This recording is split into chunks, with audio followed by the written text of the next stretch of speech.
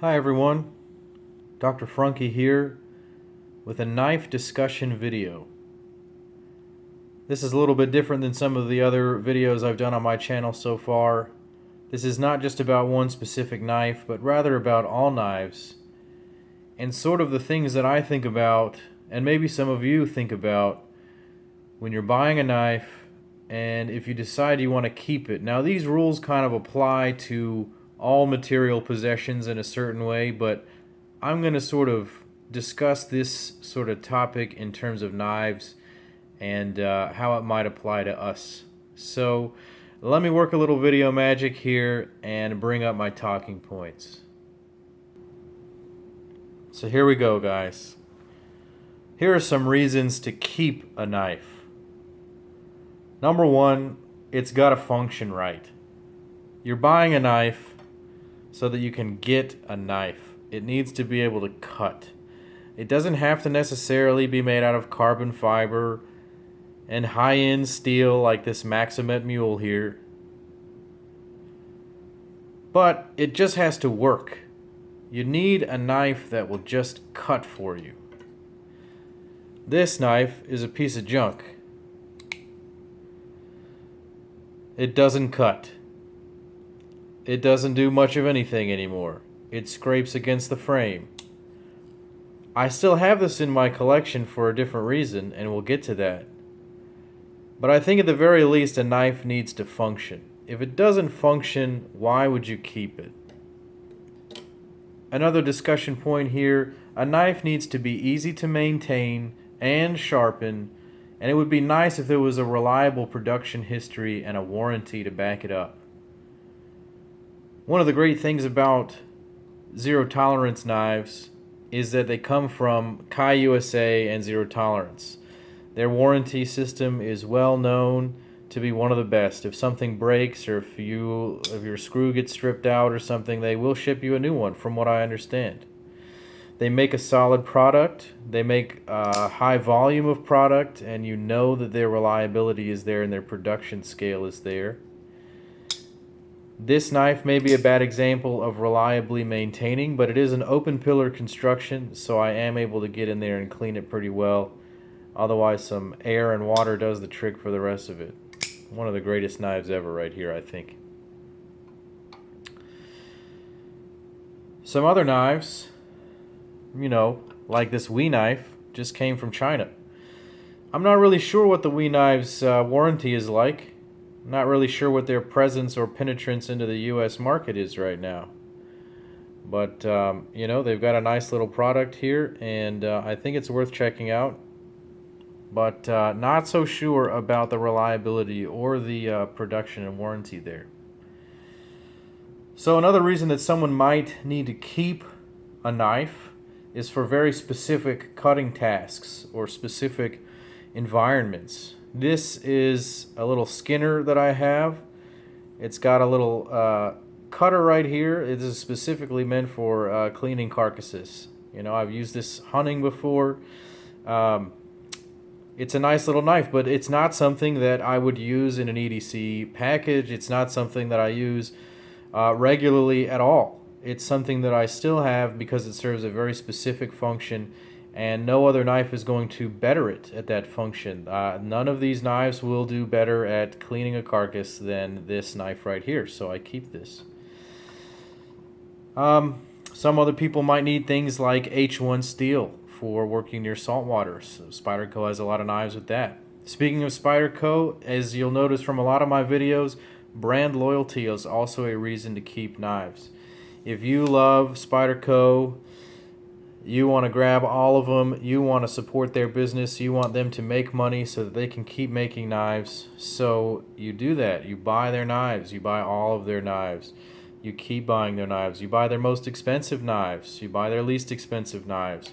You go on their website and you find their sort of interesting knives and interesting projects that they're working on. You go and you buy their exclusive sprint runs because they're cool to you and they're a variation of the normal knife. Brand loyalty will keep you coming back and keeping that knife in your collection because you like that brand. And then this falls down into the last category here, the X factor. Nothing Fancy calls it the second kind of cool.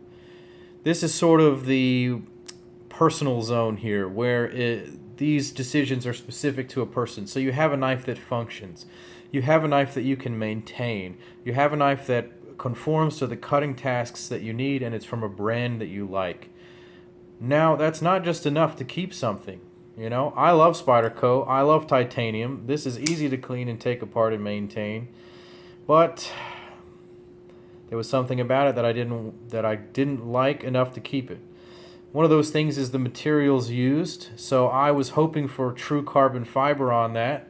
I did not get true carbon fiber. Here's some real carbon fiber. You see how that lights up and sheens? Not happening on that one. So I was a little bit disappointed there. Another factor might be exclusivity. This also plays into the second form of investment. But the way I see it, I like exclusivity. I like knowing that not a ton of people in the world have this knife, that people are going to think that this is special. This is the ZT0392. Now, they've made some more versions of this, and we'll talk about that later. But the exclusivity is nice, but I don't see this piece as an investment to me. To me, this hits every single point in my life. It's the best functioning knife that I have, easy to clean and maintain. It fits all my cutting needs. I love Zero Tolerance as a brand, and it has all of the X factors for me in order to keep this knife in my collection, probably permanently. I don't see that one really going anywhere, as you probably know. Some people buy knives as an investment. We'll get to that in the selling points as well.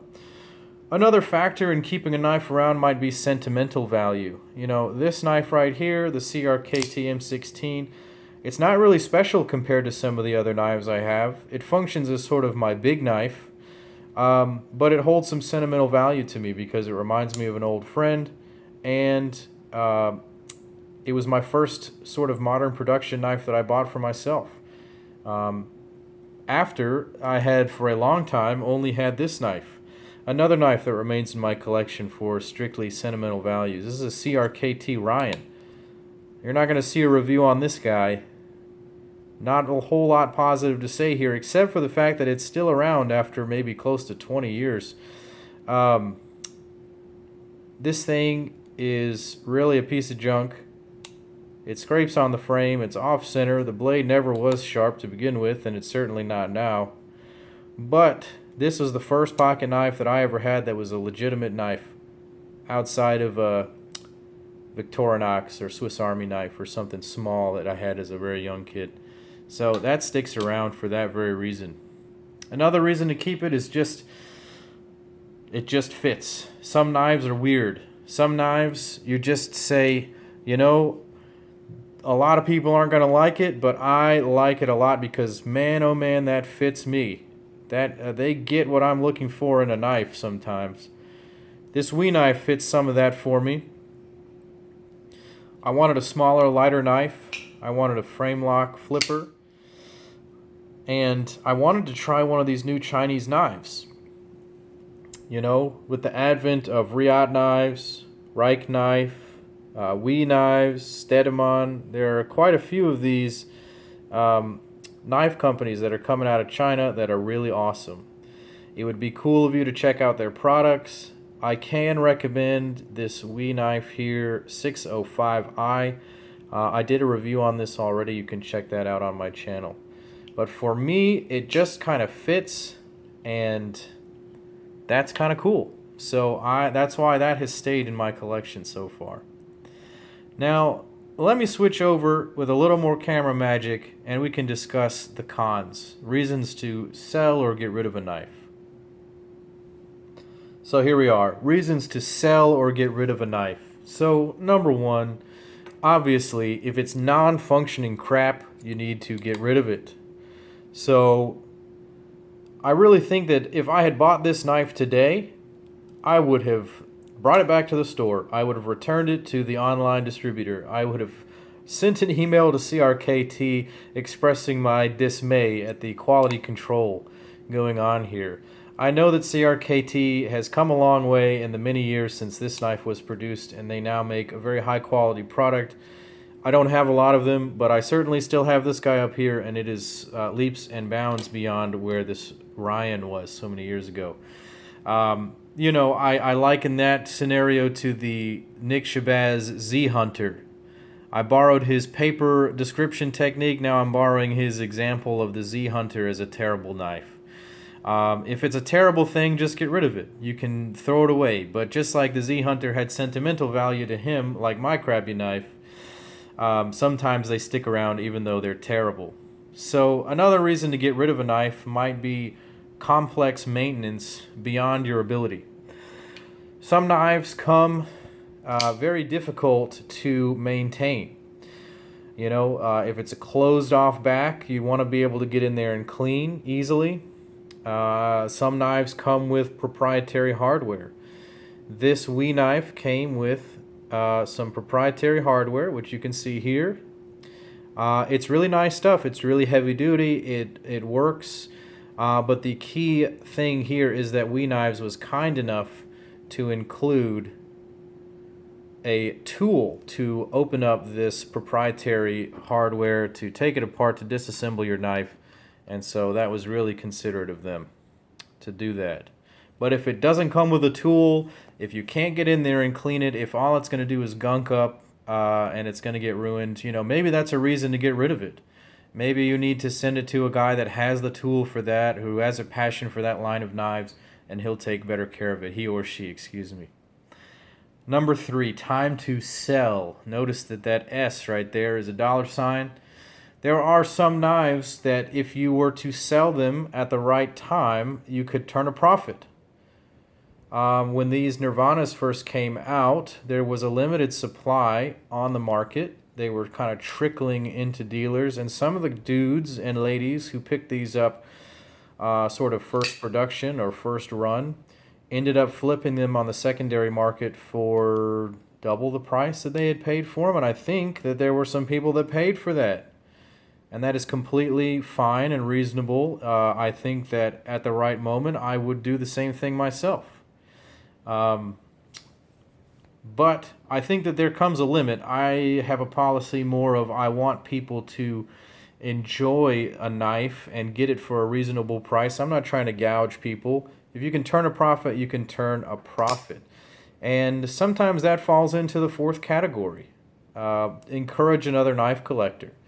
I have this knife, the 0392, but I have this in the brown gold, and I had it in the Wharncliffe edition.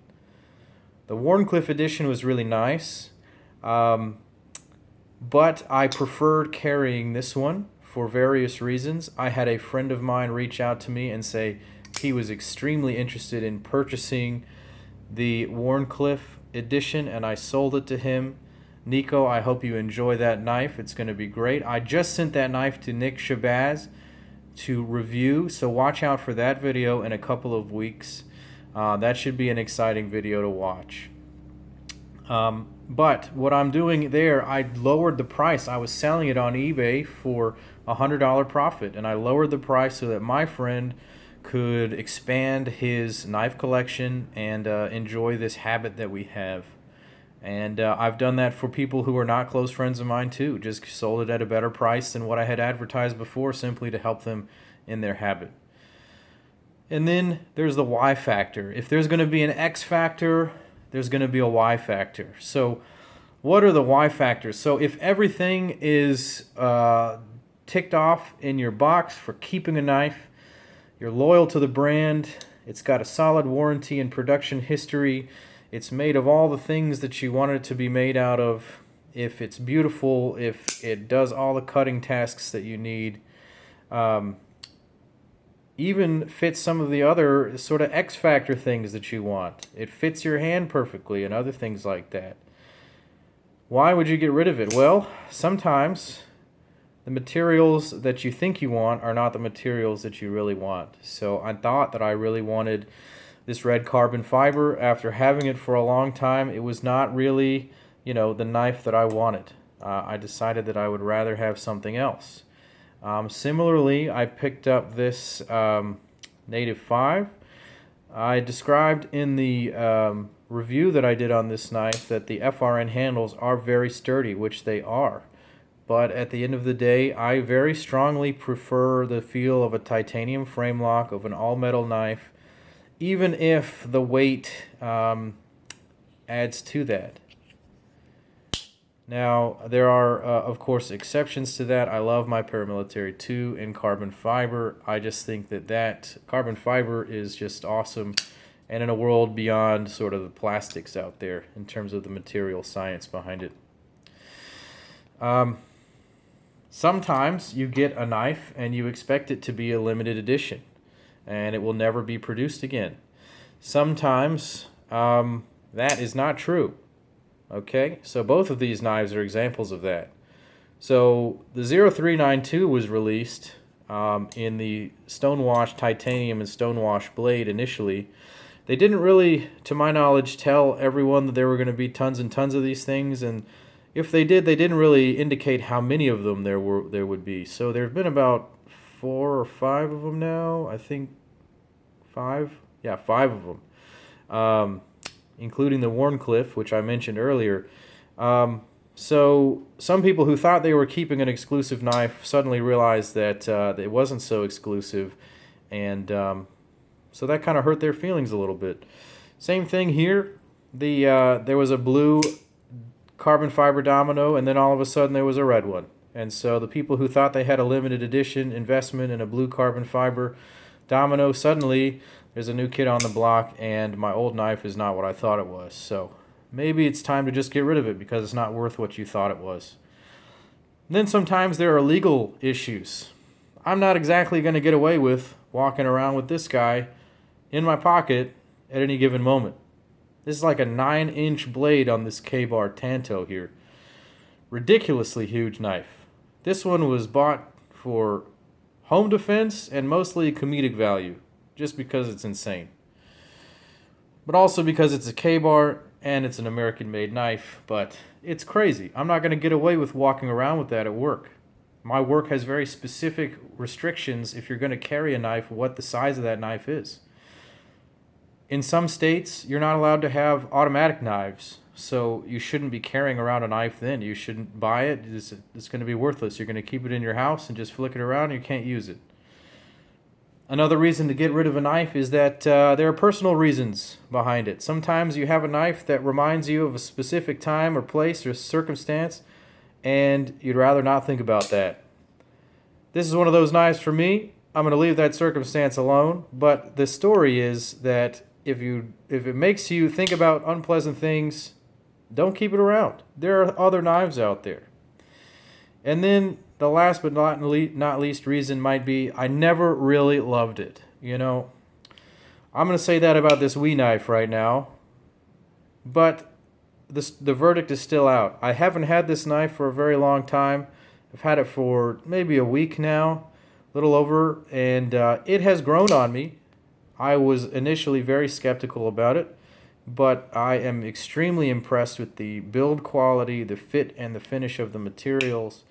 The overall materials used, ceramic ball bearing pivot there, S35VN, green anodized titanium handles, anodized titanium hardware, steel insert lock bar, and it's nice, but something about it just makes me think this won't stay in my collection forever. I never really bonded with this, even as much as I bonded with, say, the Domino, and I'm not really sure why. This was a great knife. I still regret selling the red one. I'm hoping that they come out with another version sometime. Please. Thank you. In any case, that's going to be the end of my discussion here.